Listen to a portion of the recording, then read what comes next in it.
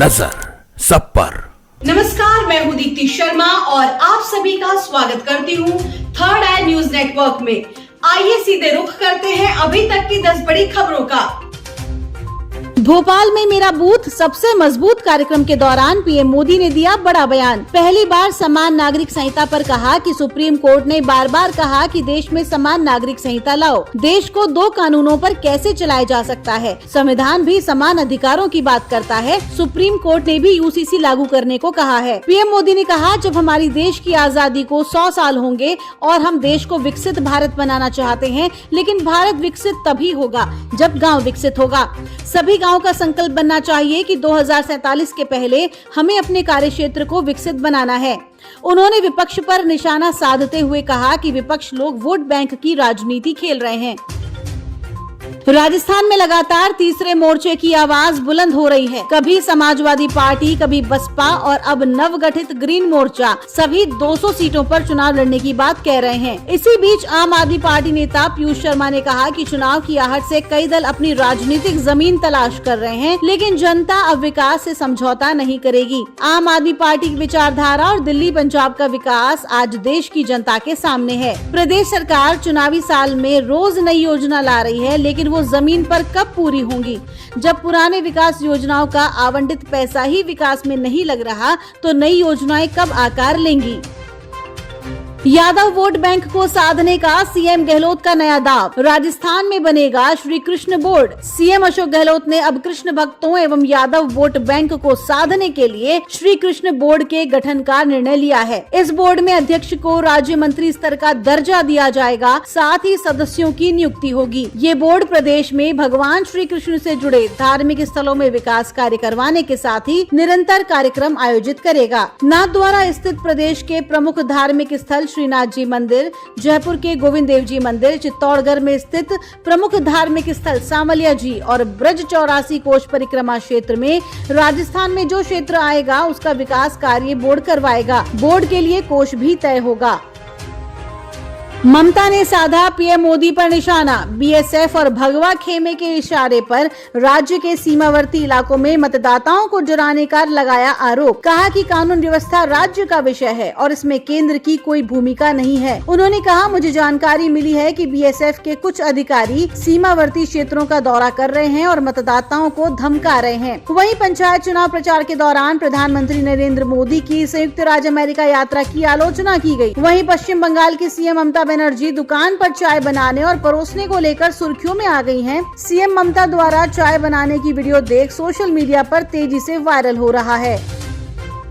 Rajasthan medical council की अनूठी पहल। पाक विस्थापित हिंदू चिकित्सकों के रजिस्ट्रेशन की प्रक्रिया शुरू। काउंसिल की तरफ से अब तक 27 चिकित्सकों का भी रजिस्ट्रेशन किया जा चुका है, जिसके बाद ये सभी चिकित्सक मरीजों की सेवा करने के लिए पात्र हो गए हैं। गौरतलब है कि पाकिस्तान में खराब हालात के कारण वहाँ हिंदू नागरिक खुद को असुरक्षित महसूस करते हैं और इसी तरह की पीड़ा लेकर काफी संख्या में हिंदू नागरिक भारत में आए और यहाँ की नागरिकता ग्रहण की। इनमें से कई लोग ऐसे हैं जो चिकित्सकीय पेशे से जुड़े हैं। केंद्र सरकार ने इन चिकित्सकों की पीड़ा को समझते हुए प्रोफेशनल एबिलिटी टेस्ट करवाया। इस टेस्ट में पास होने के साथ ही अब पाक विस्थापित चिकित्सकों के रजिस्ट्रेशन की प्रक्रिया शुरू हुई है।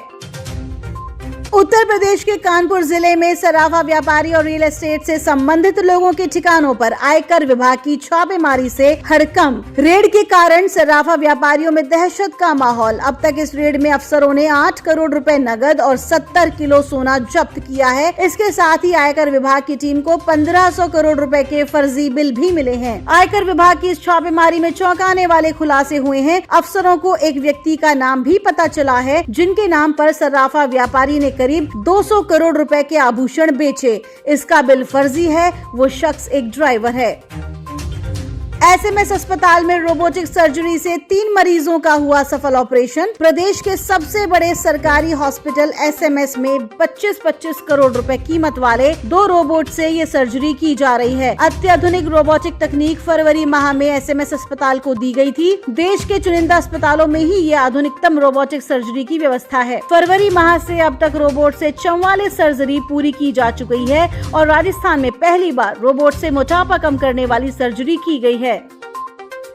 लू और कम उत्पादन ने बढ़ाए टमाटर के दाम। आरबीआई की महंगाई कम करने की कोशिशों पर फिर सकता है पानी। देश के कई हिस्सों में टमाटर की कीमत 100 रुपए प्रति किलोग्राम के पार हो गई है। टमाटर के साथ कुछ सब्जियों के दाम भी तेजी से बढ़े हैं।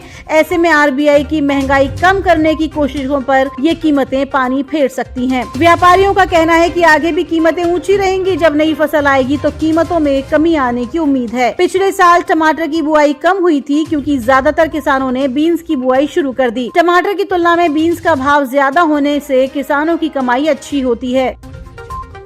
लुलु मॉल की कंपनी निवेश करेगी 10,000 करोड़। देश में खुलेंगे डेस्टिनेशन मॉल्स, पैदा होंगी 50,000 नौकरियां। लुलु ग्रुप के चेयरमैन यूसुफ अली ने कंपनी के फ्यूचर प्लान के बारे में कहा कि लुलु ग्रुप भारत में पहले ही 20,000 करोड़ रुपए का निवेश कर चुका है। उनके अलग अलग कामों से देश में 22,000 से ज्यादा लोगों को नौकरी मिली है। डेस्टिनेशन शॉप, स्टोर या मॉल ऐसे रिटेल प्लेस होते हैं जहाँ लोग सिर्फ शॉपिंग करने के इरादे से ही जाते हैं, क्योंकि इन स्टोर या मॉल में या लोगों को स्पेशल डिस्काउंट मिलता है या पूरी तरह से छुट्टी मनाने के लिए अच्छा खासा स्पेस और वातावरण होता है। लुलु ग्रुप हैदराबाद में एयरपोर्ट के पास एक एग्रीकल्चर सोर्सेज और logistic hub, Ahmedabad, Srinagar, greater Noida और वाराणसी में फूड प्रोसेसिंग यूनिट्स और रिटेल प्रोजेक्ट्स में निवेश करेगा।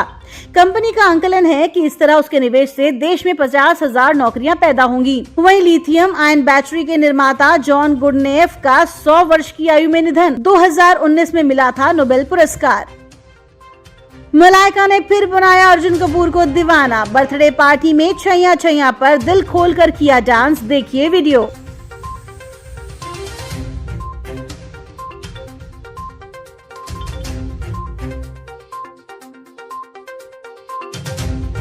आदि पुरुष के मेकर्स को हाई कोर्ट ने लगाई कड़ी फटकार। साथ ही सेंसर बोर्ड को भी लेकर जाहिर किया अपना गुस्सा। तो ये थी अभी तक की 10 बड़ी खबरें। देश विदेश की ताजा तरीन खबरों के लिए जुड़े रहिए थर्ड आई न्यूज नेटवर्क के साथ। नजर सब पर।